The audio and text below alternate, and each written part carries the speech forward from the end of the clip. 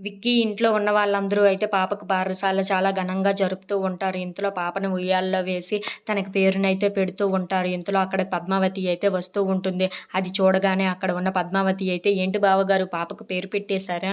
బారసాల అయిపోయిందా?" అని చెప్పేసి అయితే అంటూ ఉంటుంది. ఆ మాటలు వినగానే అక్కడ ఉన్న ఆర్య అయితే, "హా! అయిపోయింది పద్మావతి. అంతా బాగానే జరిగింది. పేరు కూడా పెట్టేశామని" చెప్పేసి అయితే అంటూ ఉంటాడు. ఆ మాటలు వినగానే అక్కడ ఉన్న పద్మావతి అయితే చాలా సంతోషిస్తూ ఉంటుంది. ఇంతలో అక్కడ ఉన్న పాపని చూసి అయితే చాలా మురిసిపోతూ ఉంటుంది. ఇంతలో అక్కడ ఉన్న పద్మావతి అయితే అక్షింతలు తీసుకొని పాపని దీవించడానికైతే వెళ్తూ ఉంటుంది. ఇంతలో అక్కడ ఉన్న అను అయితే, "ఆగు పద్మావతి" అని చెప్పేసి అయితే అంటూ ఉంటుంది. ఆ మాటలు వినగానే అక్కడ ఉన్న పద్మావతి అయితే ఒక్కసారిగా షాక్ అయిపోతూ ఉంటుంది.